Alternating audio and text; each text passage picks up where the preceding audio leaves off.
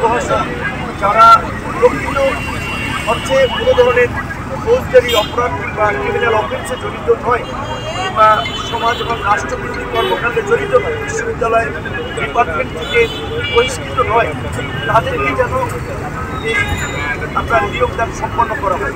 যদিও বেশ কয়েকবার আশ্বস্ত করা হয়েছে, কিন্তু এখন পর্যন্ত তাদের নিয়োগদান সম্পন্ন করে, যার ফলে তারা আজকে বেশ কিছুদিন ধরে অনশন করে আপনারা শুনেছেন যে দুজনের অবস্থা খুব ক্রিটিক্যাল। তারা ঢাকা মেডিকেলে একজনে আইসিইউতে ছিলেন, আবার সেখান থেকে এসেছেন, একজন এখনও সিসিউতে, এইখানে এখনও 5 জন অনশন করছেন।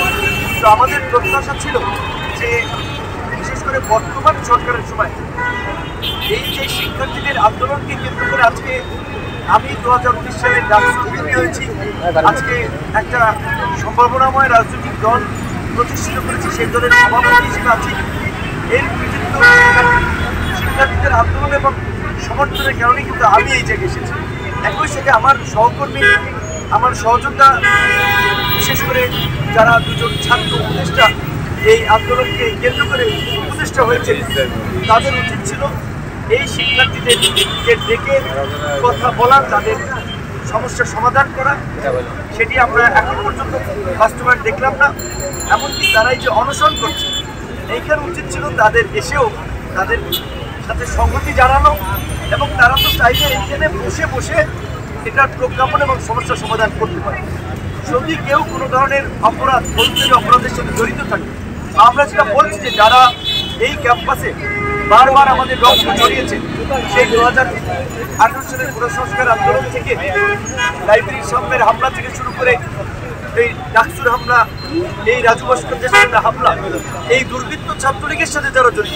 ওয়ালটন আবারও মিলিনিয়ার অফারে ওয়ালটন ফ্রিজ কিনে আপনিও হয়ে যেতে পারেন মিলিয়নিয়ার।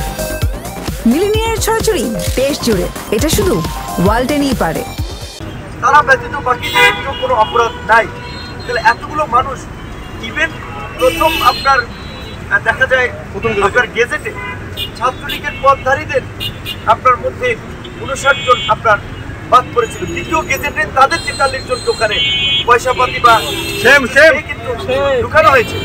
আর যারা নিরপরাধ সাধারণ শিক্ষার্থী, নিম্ন মধ্যবিত্ত পরিবারের সন্তান, কষ্ট করে বাবা মার টাকায় পড়াশোনা করেছেন, টিউশনি করে পড়াশোনা করেছেন, একটা সরকারি চাকরির খবর শুনে তার পরিবারের লোকজন সবার মাঝে একটা আনন্দের বার্তা বয়ে গেছে। এখন দেখেন তাদের জন্য একটা সামাজিক অভিশাপের মতো, যে না তার ছেলে কেন বাদ করছে, তাহলে তার ছেলে বোধহয় বিশাল কোনো অপরাধ।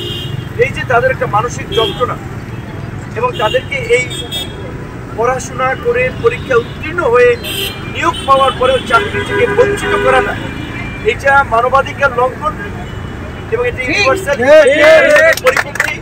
এই জায়গা থেকে আমরা একটা বিষয় কিন্তু পরিষ্কার বলছি, দেখেন এই জুলাই পরবর্তীতে যে আমরা রিফর্ম এবং রেকনসিলিয়েশনের মাধ্যমে একটা সম্প্রীতি, সহনশীলতার একটা নতুন বাংলাদেশের কথা বলছি, সেখানে বাপের পরিচয় ছেলে কিংবা মেয়ে সরকারি চাকরির অধিকার থেকে বঞ্চিত হবে, এটা হতে পারে।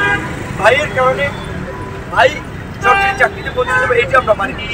যদি কেউ সরাসরি নিজেরা ওই নিষিদ্ধ সংগঠন কিংবা তাদের রাজনীতির সাথে জড়িত থাকে, তাদের বিরুদ্ধে সরকার পদক্ষেপ নেন, সেটাতে আমাদের সমর্থন নেই।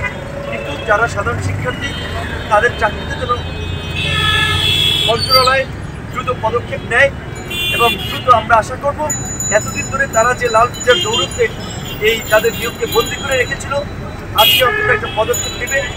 আমরা এই বিষয়ে জনপ্রশাসনের সচিব জনাব ফখরুল সাহেবের সাথে কথা বলেছি, আজকেও কথা বলবো, এবং আমরা আশ্বস্ত করেছি যে শিক্ষার্থীদের বদৌলত, তাদের অবদানের কারণে আমরা নেতা হয়েছি।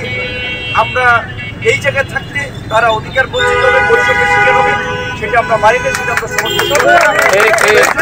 তাদের এই অধিকার প্রতিষ্ঠায় তারা যদি মন্ত্রণালয় ঘেরাও কর্মসূচি দেয়, যে কোনো হাট কর্মসূচি দেয়, সেখানে আমাদের সমর্থন থাকবে। একই সাথে এই সময় এই বিপ্লবী তরুণ প্রজন্মের শিক্ষার্থী বন্ধুদের প্রতি একটা জিনিস আহ্বান রেখে বলতে চাই, সবাই মিলে কোটা সংস্কারের বিরুদ্ধে আন্দোলন করলাম, বৈষম্যের বিরুদ্ধে আন্দোলন করলাম। স্কুল, কলেজ, বিশ্ববিদ্যালয়ের শিক্ষার্থী এবং তাদের উপরে যখন আক্রমণ হচ্ছিল, আমাদের অভিভাবকরা, সমাজের বিবেকবান অগ্রসর নাগরিকরাও নেমে এসেছিল ছাত্র জনতার সাথে।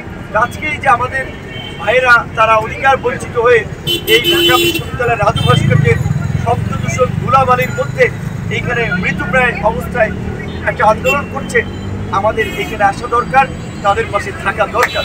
এবং